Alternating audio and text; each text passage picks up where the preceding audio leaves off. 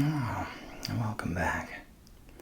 This is Sleepy Reader, and tonight we're finishing The Wonderful Wizard of Oz.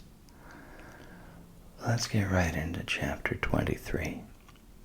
The Good Witch grants Dorothy's wish.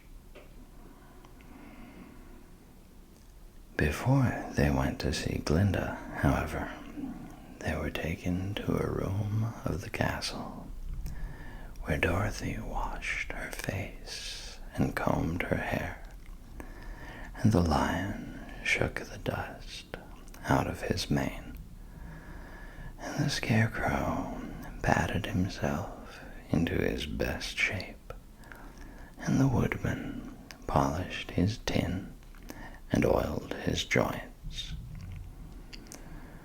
When they were all quite presentable, they followed the soldier girl into a big room where the witch Glinda sat upon a throne of rubies.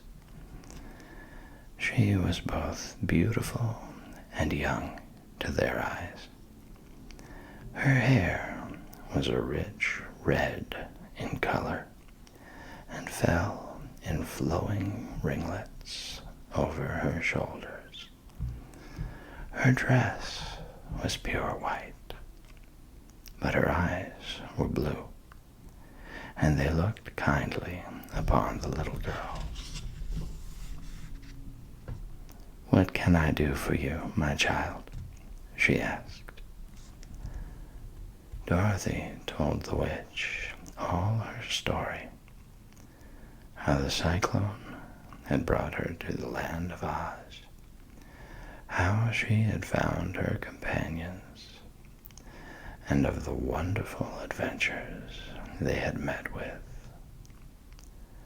"My greatest wish now," she added, "is to get back to Kansas, for Aunt Em will surely think something dreadful has happened to me, and that will make her put on mourning.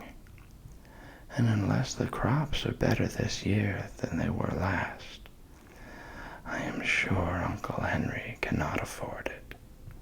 Glinda leaned forward and kissed the sweet, upturned face of the loving little girl.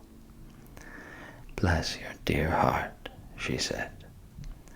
"I am sure I can tell you of a way to get back to Kansas." Then she added, "But if I do, you must give me the golden cap." "Willingly," exclaimed Dorothy. "Indeed, it is of no use to me now, and when you have it you can command the winged monkeys 3 times. "And I think I shall need their service just those 3 times, answered Glinda, smiling. Dorothy then gave her the golden cap, and the witch said to the scarecrow, "What will you do when Dorothy has left us?" "I will return to the Emerald City," he replied, "for Oz has made me its ruler, and the people like me. The only thing that worries me is how to cross the hill of the Hammerheads. By means of the golden cap, I shall command the winged monkeys to carry you to the gates of the Emerald City," said Glinda, "for it would be a shame to deprive the people of so wonderful a ruler." "Am I really wonderful?" asked the scarecrow. "You are unusual," replied Glinda.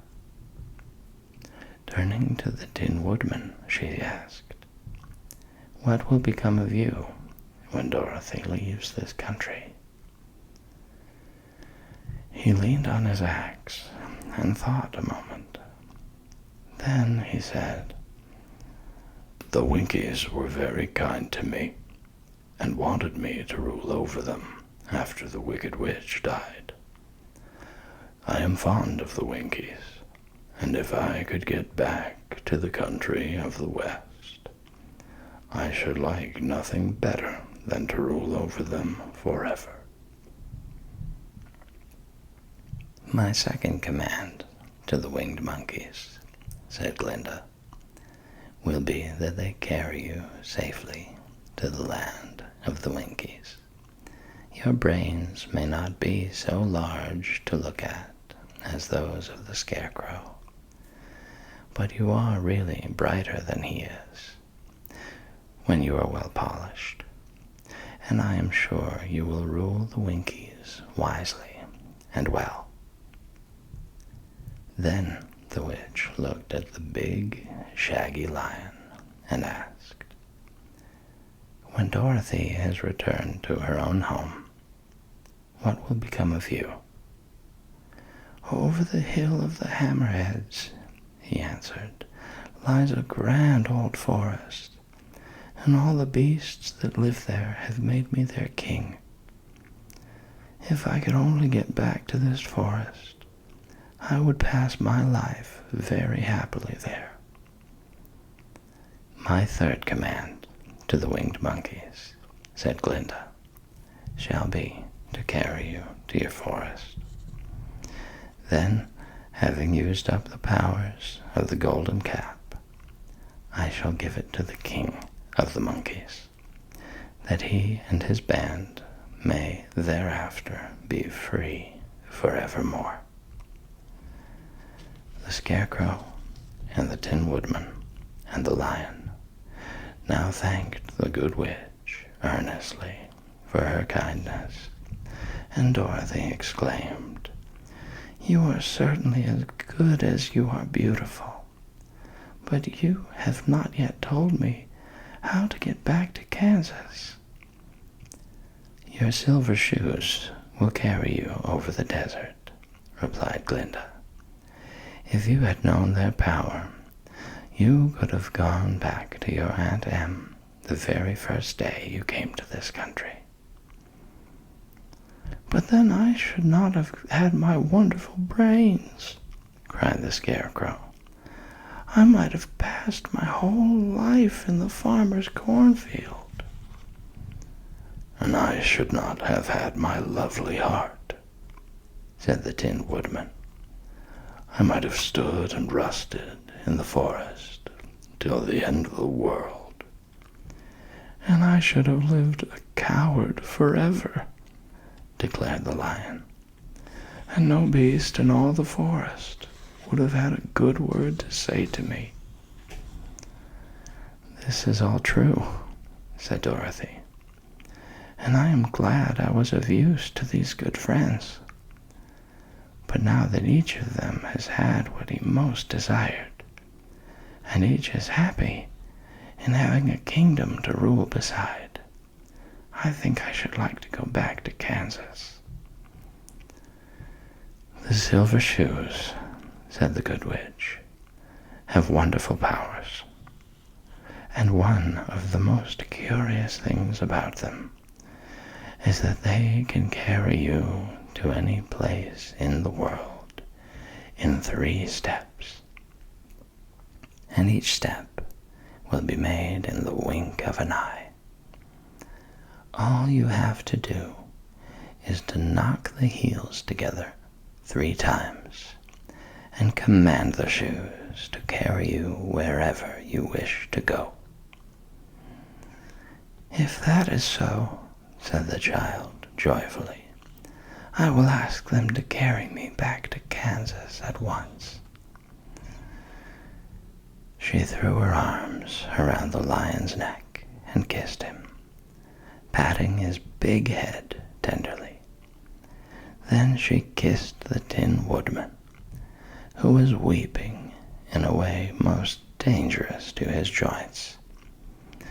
But she hugged the soft, stuffed body of the Scarecrow in her arms, instead of kissing his painted face, and found she was crying herself at this sorrowful parting from her loving comrades. Glinda the Good stepped down from her ruby throne to give the little girl a goodbye kiss, and Dorothy thanked her for all the kindness she had shown to her friends and herself. Dorothy now took Toto up solemnly in her arms, and having said one last goodbye, she clapped the heels of her shoes together 3 times, saying, "Take me home to Aunt Em."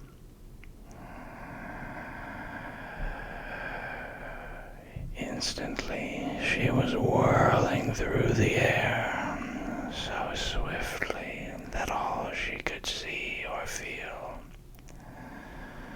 was the wind whistling past her ears.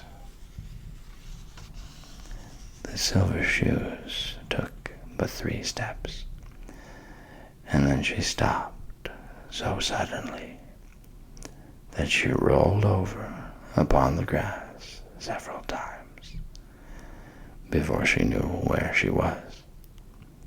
At length, however, she sat up and looked about her. "Good gracious!" she cried, for she was sitting on the broad Kansas prairie, and just before her was the new farmhouse Uncle Henry built after the cyclone had carried away the old one. Uncle Henry was milking the cows in the barnyard, and Toto had jumped out of her arms and was running toward the barn, barking joyously. Dorothy stood up and found she was in her stocking feet, for the silver shoes had fallen off in her flight through the air and were lost forever in the desert. Chapter 24. Home Again. Aunt Em had just come out of the house to water the cabbages when she looked up and saw Dorothy running toward her. "My darling child," she cried, folding the little girl in her arms and covering her face with kisses. "Where in the world did you come from?" "From the land of Oz," said Dorothy gravely. "And here is Toto, too. And oh, Aunt Em, I'm so glad to be at home again."